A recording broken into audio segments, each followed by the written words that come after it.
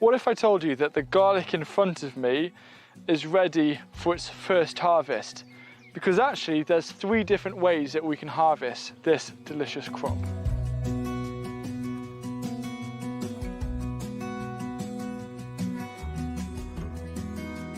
The most common way of harvesting garlic is when the bottom half of the leaves have turned brown. You pull it up and then you cure the bulb for a few weeks, and then that'll last many months. The second type of garlic harvest is wet garlic. This is where you harvest a bulb as normal, but you don't cure it. You actually use it fresh. It's a lot juicier and it has a much better flavour exchange in cooking. In fact, I think it's a lot better than cured clove garlic.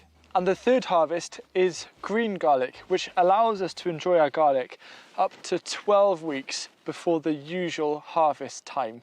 And that's what we're going to focus on in this video. Green garlic is where you actually treat the harvest a bit like a leek. You don't actually worry about the bulb forming. What you actually eat is the stem. It's not a special variety of garlic or anything. It's simply immature garlic and it's delicious. One of the benefits of green garlic is that if you forget to sow your autumn garlic, you can sow the spring varieties and still have a chance of having a harvest, because I struggle with spring varieties to get it all the way to bulb stage or for it to bulb up. However, you can still enjoy that garlicky flavour without worrying about creating a bulb. Before we talk about harvesting and then how to treat it as its own unique individual crop and make the most of it in terms of your space, it's really important to mention that it's currently early May. We're right in the centre of the Hungry Gap, but green garlic allows you to have that beautiful garlic flavour profile in your cooking during one of kind of the leanest times of year. And I personally would put green garlic up there along the likes of purple sprouting broccoli and asparagus in terms of importance of Hungry Gap harvests that you can get from your garden. When it comes to harvesting green garlic, it's really down to personal preference. For me, I like to harvest it when it's kind of the size of a small leek. So here's a couple of things of green garlic, for example, and here's what I kind of call a small leek for context. So when they get to around this size, which is usually around 10-12 weeks before the final garlic harvest, that is when I start to take up this green garlic. Growing garlic specifically for green garlic actually opens up a few opportunities for us gardeners, because the usual main garlic crop will stay in until around mid-July to early August, and that is a lot of bed space occupied from October until then. However, this garlic here I'm treating as green garlic. It's about to come out. I'm going to harvest it all today, and it's surrounding where I've planted some carrots. So I'm actually going to take this out. This perimeter is then going to be free for me to transplant these shallots in their place. So already the second crop of the season is going in early May. Before I share some clever ways of planting garlic so you can get green garlic and bulb garlic in the same area for less space, I've invited my colleague Sam from Chef Sam Black on Instagram, because Sam is actually by trade a professional chef, so very often it's kind of dangerous in the garden because I'll be, oh, what could you do with this, or what do you think about that? And I thought, well, let's rope you in because we've got some recipes that we'll be sharing on our blog in a second. But for someone who's harvested green garlic, how on earth do you approach this in a kitchen?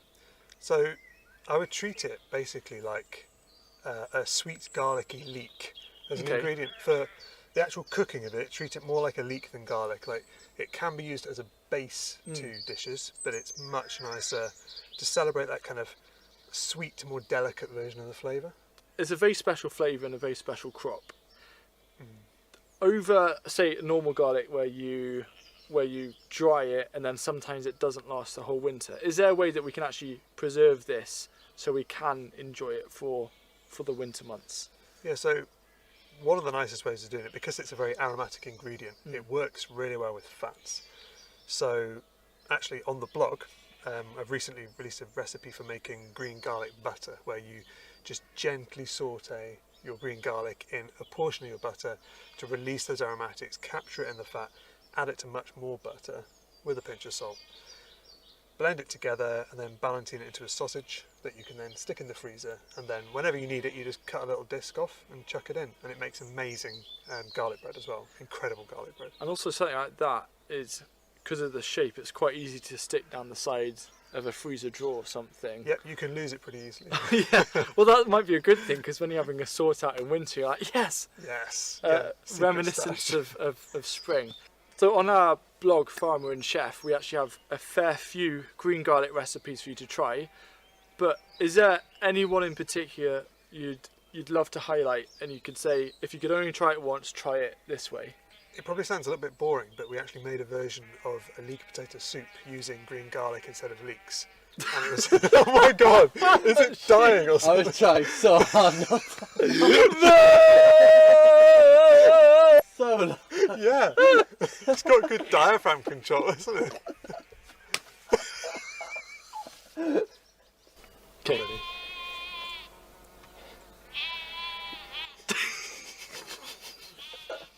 So one of the easiest and probably one of my favourite ways of doing it is we actually adapted a version of a leek potato soup where we took the leeks out and we put green garlic in, and just that sweetness of it really complements the potatoes, and we put a little bit of whole grain mustard in there as well, which was gorgeous.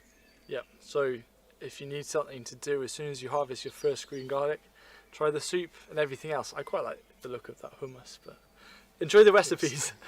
This is just a concept, but when I plant out my garlic cloves, usually they're around 4 inches or 10 centimeters apart.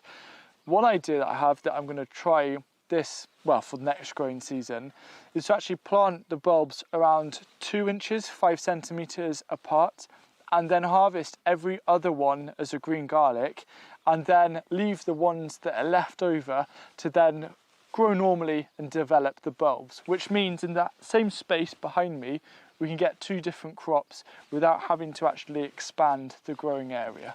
One thing that I tried to experiment here in the polycrop was to sow some garlic, which is growing to the right of me, to treat as a green garlic crop and to try and get it a month or 2 earlier. But I think it's just honestly too warm in here. What's happened is that they've got a lot of height, but there's not much thickness in the stem. However, I wouldn't discard growing garlic in a polytunnel because that's only got 1 layer of insulation, and that's something I'll try this year with the hope of actually getting green garlic about a month earlier than what I can outside. But watch this space.